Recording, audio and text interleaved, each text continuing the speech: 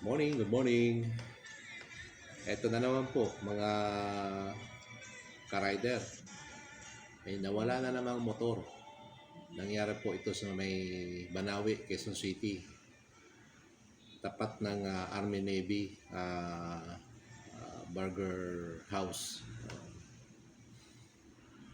Ayun, ang nangyari, naiwan ng rider yung susi niya doon sa motor niya. Di para talagang pinanakaw mo yung motor mo. Sa dami ng taong dumadaan dyan sa mga lugar na yan, talagang pag mayroong mga hindi parehas dyan na tao at nakita nakakabit yung susi mo dun sa motor mo at iniwan mo, definitely talagang nanakawin po yan. Meron talaga mga ganyang pagkakataon na hindi natin maiiwasan ganyan, naiiwanan yung susi, hindi na ilalaki yung manubela. Meron namang hindi rin naglalagay ng mga double lock sa kanilang mga motor. So, kapag po ito ay hindi natin ginawa ng paraan, yung mga ganung bagay na yan, sigurado po, 100%, mananakaw talaga ang inyong motor. Ito ngayon, bibigyan ko kayo ng tip. Number 1, para hindi nyo maiwan ang susi sa motor nyo, palagi nyo isipin or nasa mindset nyo na yung susi palagi ang uunahin mo bago ka umangat o umalis doon sa parking area kung saan mo ipapark yung motor na yun. Meron akong nakita na very effective para talagang hindi mo maiwanan yung motor. Yung susi doon sa motor mo. Kung nakikita nyo yan sa mga tindahan, yung mga motor cycle parts, meron diyang binebenta na rubberized na parang kadena. Iba naman talagang kadena, stainless, na kung saan doon nilalagay ang susi sa dulo at yung dulo naman ay nakakabit doon sa sinturera mo, nilalagyan ng sinturon. So, maganda ito kasi kapag yun nga, yung susi mo na doon sa dulo ng rubberized what we call this, kahit o tali, kadena, hindi mo talaga may iwan kasi once na umangat ka, kahit hindi mo bunutin yung susi, mapapahila ka, mahihila ka kasi may tali nga yung susi mo. So, yun ang purpose nun. Kung kayo makakabili nun, maganda yun. Hindi nyo talaga malilimutan ng inyong susi. So, maganda po yan, effective yan para hindi nyo malimutan yung susi doon sa motor nyo at hindi manakaw. Yun nangyari sa Banawi, kita mo, may CCTV nga pero hindi masyadong maliwanag, hindi ma-identify yung tao kasi may short fit siya, may ball cap na suot. So, talagang isinubo natin yung motor doon sa magnanakaw. At ito nga, humihingi ng tulong sa social media yung may-ari, yung kapatid, na namamasukan lang din. Tulungan naman natin yung nawalan ng motor. So, nakikiusap sila na tulungan. So, ang ginawa na yung lingkod, ipinost natin. I-share ko yung video nila doon sa TikTok. Sa FB, i-share ko rin. Kung para sakali, kung may magbinta sa inyo or makita nyo yung motor, may report agad natin sa kinaukulan. So again, number 1 yan. Yung tali na binibili sa mga motorcycle parts. Kadena yan na pwedeng stainless, pwedeng mga rubberized, na doon mo ilalagay yung susi mo at yung dulo nakalagay doon sa sinturera mo. So, sa ganon, talagang hindi mo marilimutan yung susi.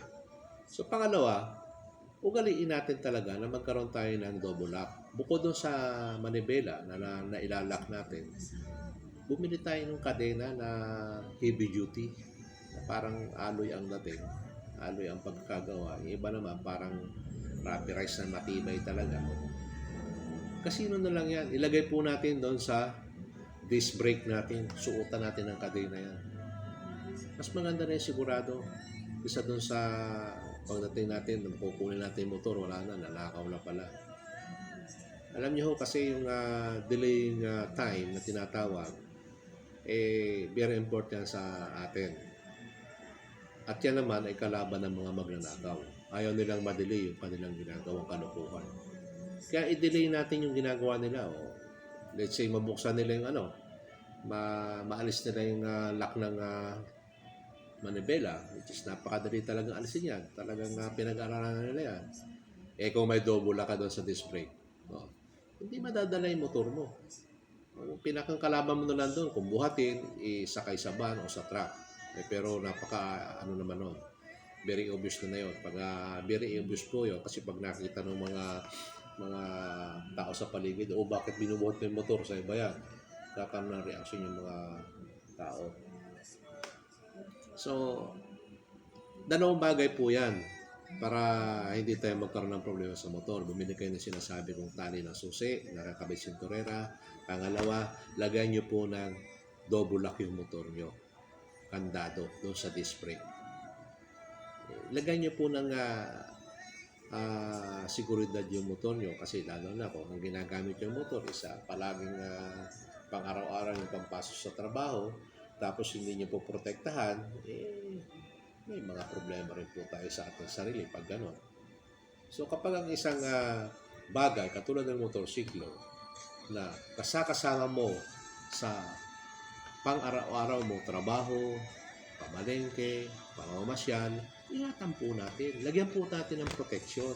Huwag po natin bigyan ng pagkakataon itong mga magnanakaw na to, na kawatan na to, na makuha yung motor natin ng sandali lang. So, yun po yan. Pahirapan natin sila. At napakaganda po ng tip na yan dahil talagang may iwasan yung manakaw yung inyong motor. So, again ulitin ko bumili kayo ng kadena o kaya yung rubberized na kadena o pwede rin naman yung stainless. Ilagay nyo sa dulo yung susi at yung dulo naman doon sa sinturera para hindi nyo malimutan yung susi. So, nangyari yan sa Banawe. Talagang kawawa yung may-ari ng motor. Namamasukan lang yung mama. Tapos pagdating niya sa parking, wala na yung motor niya. Although may kasalanan din siya.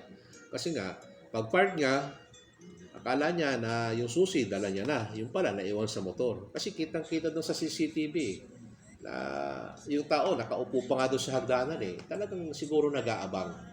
Nag-aabang ito. Kasi yung harapan ng Army Navy Burger House, may hagdanan, paakyat. Doon nakaupo yung kawatan. At bumaba ito. At nakiispatan nga yung susi na nakasaksak doon sa motor.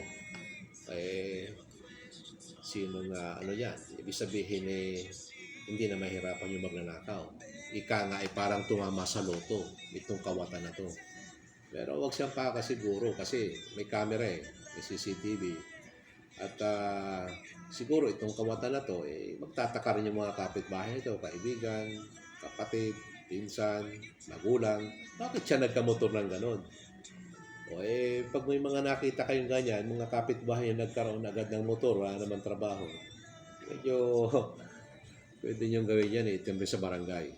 Kunin yung plate number, itimbre sa barangay para may record ng barangay. At least nakakatulong tayo sa komunidad natin. Itong mga ganitong kawatan na hindi lumalaban ng parehas, dapat mawala sa mundo. Kawawa itong mga lumalaban ng parehas Itong mga hindi lumalaban ng parehas, ulitin ko, kailangan mawala sa mundo. Wala na kayong ginawa kundi pahirapan at nakawin yung dapat nakawin na hindi naman sa inyo. Mahirap pagsalita ng masama pero time will come. Ito kasi ang napakaganda time will come. Matutuldokan din yung ginagawa niyo. At yung mga ganyan trabaho, hindi nagtatagal. Panandalian lang yan. Mark my word. Totoo yan. So, ikaw na tumira ng motor diyan sa Banawe, sa harapan ng Army Navy Burger House, time will come pagka nakasagupa ka dyan ng matitinding PNP. Yari kayo. Sa ating mga kapulisan, medyo lambatin niyo po itong tumira ng motor dito sa may Banawe sa harapan ng Army Navy Burger House. Alam ko yung mga kapulisan man natin kapag nag-report sa atin mga kababayan sa kanila, hindi rin naman tumitigil. Talagang umaaksyon agad. Lalo na yung mga pulis natin na mababait na talagang handang tumulong sa ating mga kapwa Pilipino. Mga sir, mga kapulisan dyan sa Quezon City, lalong-lalo na po ay nakakasakop dito sa may Banawe, in front ng Army Navy Burger House, dyan po sa Banawe. Dyan po nawala yung motor. Tulungan po natin ang ating mga kababayan. So, again, nakapagbigay na naman po tayo ng maganda ng tips sa ating mga kababayan para hindi na sila muling manakawan ng motor. Ha? Again, ulitin ko, dalawang bagay lang ang ating ipoprovide. Yung stainless na kadena na lalagyan ng susi or kahit rubberized, yung goma na style kadena na nilalagay yung susi sa dulo, yung dulo naman nasa senturera. So, hindi mo malilimutan yung susi mo. Pangalawa, maglagay kayo ng double lock. Kano na naman yung double lock tayo nga kapag may binibili mga ibang bagay di ba? Mas mahal pa nga Yung double lock, magkano lang yung kandado na maganda, heavy duty, wala pang 500 Pero may peace of mind ka naman. Pag nilagay mo yon, at nagtatrabaho ka ng 8 oras, may peace of mind ka. 8 hours ka may peace of mind kasi hindi ka nag-iisip na, yung motor ko pala, walang double lock.